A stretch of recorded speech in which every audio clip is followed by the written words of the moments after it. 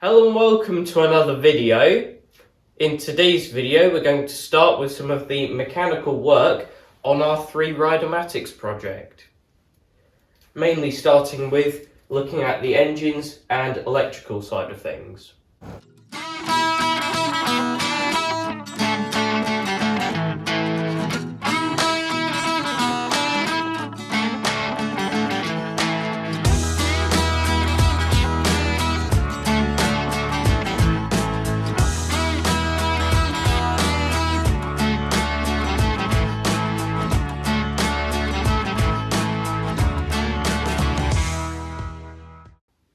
You may have noticed we've kind of started without you a bit here.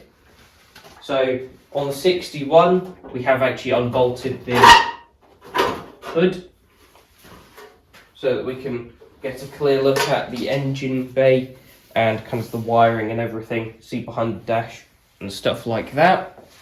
This 62 we've got the hood off, and actually we've also unbolted the grille before the video as well.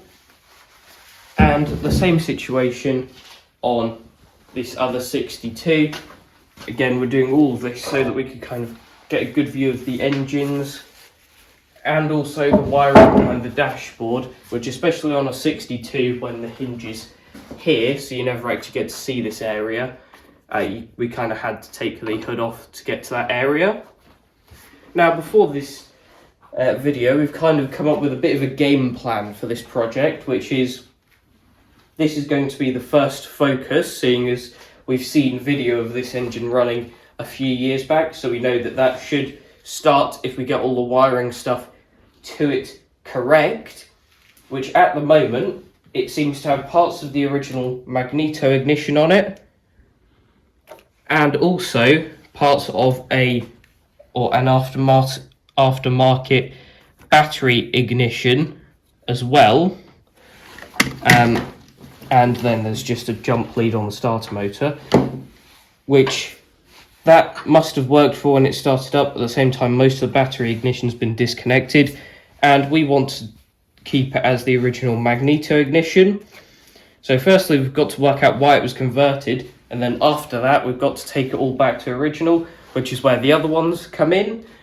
And we mainly chose this as it's the most likely to kind of start and run nicely. Then when this is running, we can turn to some of the more complex mechanical stuff on the other ones.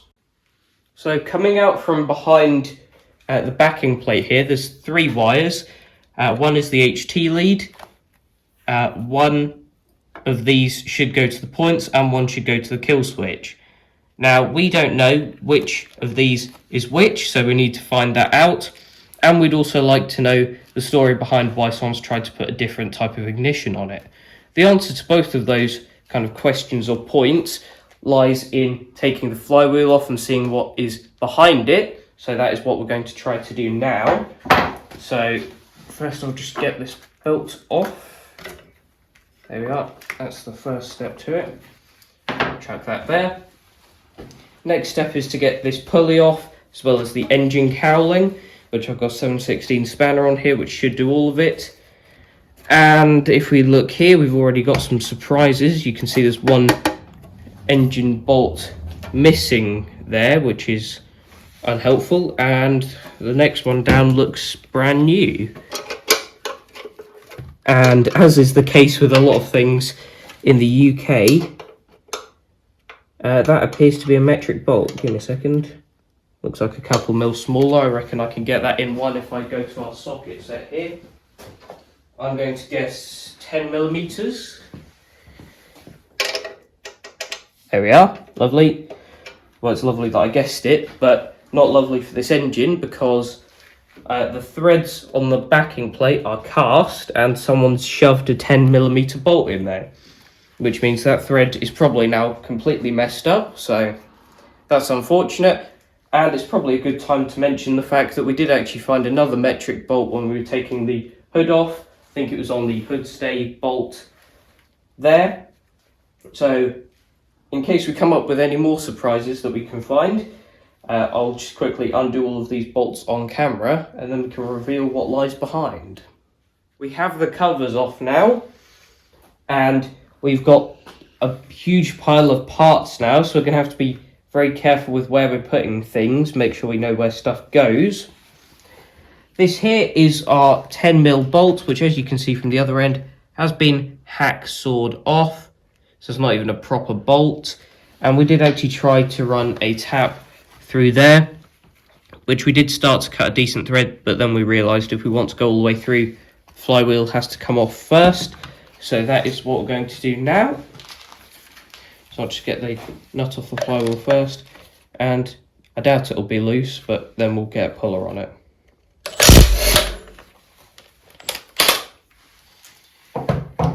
The impact always makes quick work of flywheel nuts.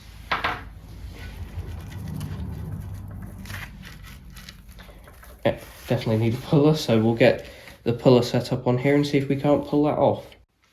We now have the pulley set up on the flywheel here, and we should just say that we have run a tap through both of those holes, well actually all of the holes on the flywheel as well, before putting these bolts through, which I think is something that we're going to continue to do with all of the bolt holes on this tractor certainly, and probably the others as well, because we don't know what's been messed with or how much dirt is in everything. But I will get to taking this off now. And by the looks of it, that was the wrong way. That's slightly embarrassing. I will put that back through and reset that quickly. Could have sworn that was the right way that when I looked at it the first time, but never mind. There we are. We'll try this again.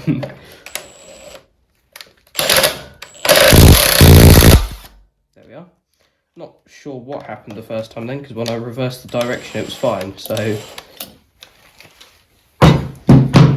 Anyway, we will just pull all of this off. And that is what lies beyond. So, the findings of taking the flywheel off aren't great, to be honest. This is probably the worst type of coil we could have found behind here for multiple reasons. Firstly, they're prone to cracking like this, and as you can see, this one is pretty toast, so that would need replacing anyway. That leads us into the other negative, which is you can't get a replacement for one of these in the UK. Somewhat expected, but they are pretty expensive in America from when we've looked. So, since someone's already tried to convert this to battery ignition before, we're going to do something that we wouldn't usually do and actually modify this to kind of complete the battery ignition system and make this a battery ignition tractor. I mean, there's nothing stopping us in future going back to the magneto ignition if we get a replacement and stuff, but for now we've just taped up the wires coming out of there, and we can kind of just hide them behind there. For now, they don't have to come off, they can just sit there. Now, having all of this cowling and stuff off has given us the opportunity to clean around here, which there's a bit of muck in the fins and stuff, but that's to be expected. And compared to recent projects that we've done that have been coated in oil everywhere, this is actually slightly refreshing for it to mainly kind of be dry dust that doesn't stick to your gloves and stuff when you're working on it, so that's good. And having the flywheel off, we've kind of gotten to know this tractor a bit more. But it is time for the flywheel to go back on, and we'll also put all the cowling back on at the same time. We now have all of the engine cowling back on the engine, and we've put new bolts on where bolts were missing, and we actually ran a tap through the thread in the backing plate here, and we managed to rescue that imperial thread, so the metric bolt didn't do too much damage, so that's good. And now all of the bolt points have a bolt in there, there's none that are missing, so that's a good improvement already, although it's a small thing. Now, one of the next things we should be moving on to is kind of the dashboard wiring and stuff, which we're using the other 62 Rideamatic as a pattern for. But before we do that, we want to have a look at the points and give them a bit of a clean. Now, for anyone that's worked on a Rideamatic before, you'll know that the points are very difficult to get to, because obviously they're on the back corner of the engine down there. even hard to get a camera shot of, which means you either have to take all of Rideamatic off, which we don't want to do, or take the engine out. Now what we usually do is undo 3 of the engine bolts, made easier on this tractor because some of them are missing already, leaving one of them in. Then we'll kind of tilt it one way to pull these 2 bolts off, then pivot it round the other way so that we get a bit more space to work on the points. The issue is we've never done this on an electric start one, and that generator is going to kind of reduce the amount that we can pivot the engine round. So we'll have to unbolt this and see how much space we've got. We've now taken out all of the bolts and taken the bolts off, which was more difficult than we thought. But as expected, when we tried to turn the engine around, the starter generator did get in the way and we couldn't turn enough to look at the points properly. So we're going to go for something different. We're going to take out all of the engine bolts and swivel it round without actually being bolted down. But we'll do that in a minute because we have actually spotted a couple of things that are quite worrying, and we probably should have spotted sooner. Which is that on these Rideamatics there should be what Bolens describes as a belt guide, which is just a bracket that goes around here and stops the belt coming this way when you push the Rideamatic lever down into the brake position, which disengages the drive for everything. So without that, you can't actually stop or change gear or anything like that. And worse than that, by looking at the threads of the 2 holes, that bracket hasn't been on there in a very long time, probably before this was repainted, which isn't very good. Now if we go over to this other 62 Rideamatic here, you can see this is the bracket we're talking about. So if this had all the pulleys and stuff on it, when that's in the brake position, obviously this stops the belt from going that way when it loosens, that way when it towards the camera when it loosens. So it comes off this side instead, and then just disengages the drive to the rest of the tractor and acts as the clutch. Now we kind of had the same issue as this on our gold 62 Rideamatic when we first got it, because someone had tried to switch in the Honda GX140 but hadn't kind of realised that you needed that bracket to make it stop and stuff. So we made up that custom bracket, which took quite a while. If I can remember correctly, we actually snapped a bolt doing it, which was unhelpful. But what we'll have to do for these is either buy one or make another one. Now to turn the engine then, and quick disclaimer, with all the bolts out, the only things that's actually attaching this to the tractor are the choke, throttle, cables and the fuel line. So you've got to be very careful not to drop it off the chassis. If I kind of twist this around to about there, that seems stable enough, and we have good access to the points now. And as we can see there, that red wire looks as though someone's just twisted the cable around the screw and then tightened it up rather than putting a connector on there. So that's the first thing that's going to have to be reversed on there. But I think first, before we start working on this, we'll clean up the area a bit. We've cleaned up the points now, and the gap was actually too small, so we've adjusted that to be correct now. And we put a new terminal on the trigger wire here that goes to the coil. And as you can see, we've put the points cover back on with some new bolts, and the points cover was in a bag in the toolbox that has some other random fixings and stuff in, so I'm sure the other bits in there will come in handy.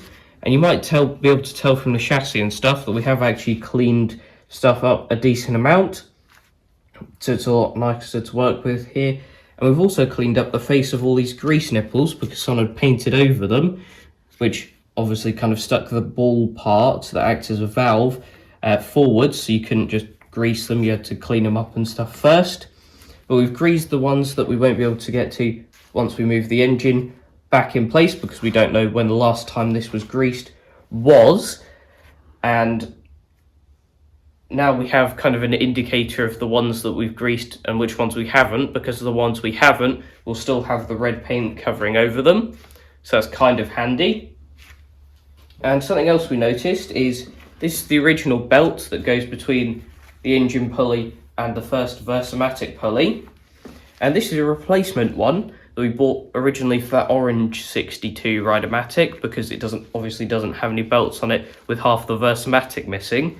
But if we compare the size of these two quickly, you can see that, I'll try and get that even, but the black belt is larger than it should be, which I'm not sure if that's just a larger size or if it's been badly stretched, but that definitely won't be helping the fact that the Versamatic didn't like working earlier. So what we're going to do is actually switch on our new belts, which we've got a new one of these and a new one to go between the Versamatic pulley here and then this pulley down here that then drives the chain. So we're going to put those onto this tractor, and we've ordered a new set of these for the orange Rideamatic, and since that's kind of back of the queue when it comes to these three Rideamatics, that should arrive in time for putting those on. Now, we should probably slide this engine round again so that it's not sitting in a precarious position where it could fall. There we are, I've got those roughly lined up now, so if I just plonk the engine bolts back in. Now we've got both the front ones here, and we have one of the back ones. However, I think when I was getting that points cover out, I noticed another engine bolt in the bag of many things. So I will have a look in there in a second. Actually, I'll show you here. This is the bag of many things. And in there is an engine bolt. Might take some rooting around to get to it, but... Tip it all out. Let's have a look inside. Okay. I'd do it at the front here. Leave that to the side. Ooh. That was a washer that went walkabouts, but I'll get that in a minute. So we've got some washers, we've got some small bolts. Actually, I think I know what these are. These are the original engine tin work bolts, I think, actually, because they are shorter so they don't touch the flywheel. We put a washer in there to make sure it doesn't, but those are interesting finds. Not too sure what that's off, but I'm sure we'll find out what it was from originally. But as I thought, this is the remaining engine bolt, I think. Trying to work out, is that the spring washer for that? Yeah, it should be. And that one is probably the nut for it. Yeah, it is. That just needs cleaning up. That's a previous spark plug as well. So I'll get these on and tightened up, and we'll come back to you in just a second. Before we put on the belts, we've just had a quick idea, which is that we should probably test the ignition system now that we've cleaned up the points and everything, make sure it works, mainly testing the coil. So we've got everything set up. We've got an HT lead from the coil up to the spark plug, which we've taken out so we can see if there's a spark. We've got an earth to the engine mount point going to this battery here, which we've just quickly set up. Positive lead here has a spade connector, which I will put onto the coil in a minute, but I don't want to leave it on there especially. And we've got the pull start ready. So what I'm going to do is I'm going to put this positive wire on the coil, then I'll give it a pull, let us know what you see on there. Everything else is wired up, so I will just come around here and give it a pull. What did you see? Yep, good spark. So I think we will be happy with that then. That's that wire off. So we are confident now, I would say, that that coil works. So we're going to get those belts back on, and then we can kind of move on to the next thing in confidence that this battery ignition should work once we've wired it up fully.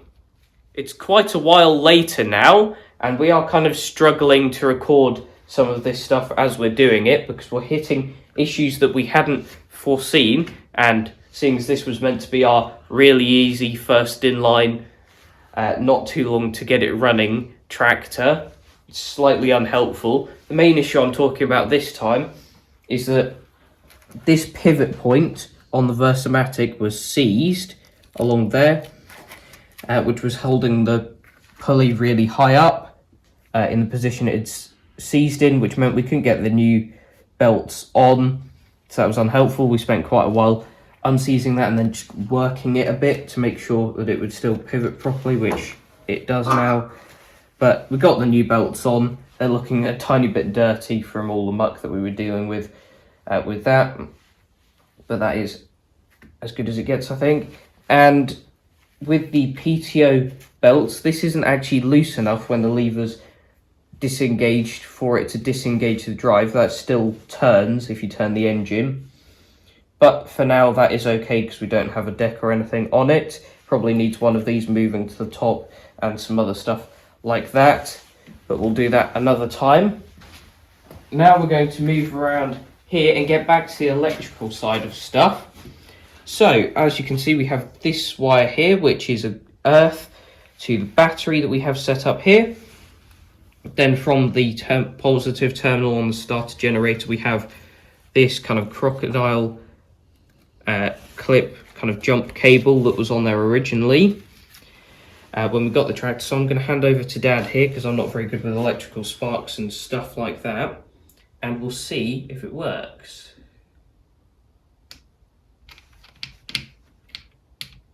I think it needs to be the other side of the jump cables. It's hard to do and hold the camera.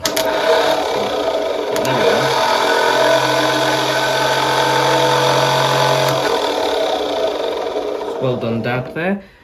And as we saw, starter generator worked well. We did actually oil up the bearings and stuff, but they're still a bit noisy. But it works well, so that's what we were looking for. Now we need to move on to the next component to test. We've already done the coil and the points and now the starter generator. So we're going to move on to the push button now. So what we'll do is we'll chuck the battery on the points that it's meant to mount to at the back.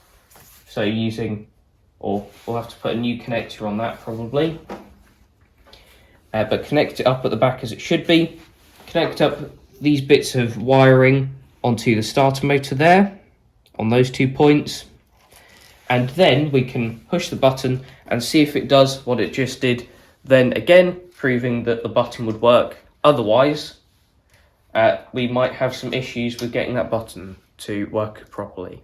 In the end, we've decided not to put the battery in the back temporarily. We've gone for this kind of setup. We left the earth where it was on the starter motor, then connected the positive, reusing this jump lead again on the end of the battery positive cable that goes all the way back through there, so that kind of tests that too.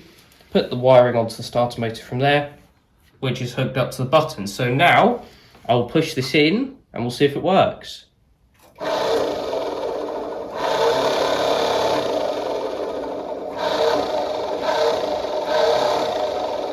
I think we can be happy with that works. So that's another bit of the wiring confirmed to be good. Now what's left with the wiring is changing over the ignition lock to the new one that we've bought and setting up the wiring between there and the coil and stuff like that, and that will give us an opportunity to look at possibly rerouting some of the wires up here because they're too close to the fuel filler point at the moment. And that's not because of fuel getting on them, that's mainly because when you put the hood down, these kind of get squished underneath it. So they need to be further over here, which we actually got from our other 62 Rideamatic. You can see these cables are kind of the other side or around that brace part, whereas the other ones are like there in comparison. However, obviously it's quite tight behind here, so it'd be easier if we take the fuel tank off, which after we've done the electrical stuff, it'll be the fuel system that needs looking at anyway. So I think we will take this off before we do the ignition lock. And from looking in here, it's actually a bit disgusting in there, which is surprising seeing as we've seen video of this running in the last few years. So it must have had that with some muck in the fuel system, which isn't great. But that'll be the next thing after the wiring. However, we have kind of run out of time today. However, we'll leave you with a bit of a funny joke that we've spotted on this one. And it's only really funny to the viewers because it's not your problem, it's ours. Now, we were kind of poking around a bit with this engine, and we've gone over the fact that it has very little compression before. Now, because it hasn't got a carburetor on it, what we did do was just kind of shove our finger in the inlet port there and turn it over, and we could feel the inlet valve going up and down. So that's good. Then we shone a torch down the exhaust, continued to turn it over, and we could see the exhaust valve wasn't moving, which is a common cause of no compression on these engines. However, something else we noticed, if I just spin this quite quickly, there we are. Keeps going for days, of course, because of the lack of compression, but then it went backwards and it's kind of teetering backwards and forwards, which kind of indicates something is very wrong with the piston, kind of common rod, the big end and the little end. Something is broken, damaged or non-existent in there, which is very unfortunate. I don't think we've seen that on one of our engines before. So that's a delightful surprise that we're going to unveil later in the series when we get on to this one, but that is very much a future us problem. But as I said before, we have run out of time today, unfortunately, and in the next episode we will continue with the wiring stuff and do the fuel system bits. But that is it for this video, so thanks for watching and I'll see you in the next one. Bye.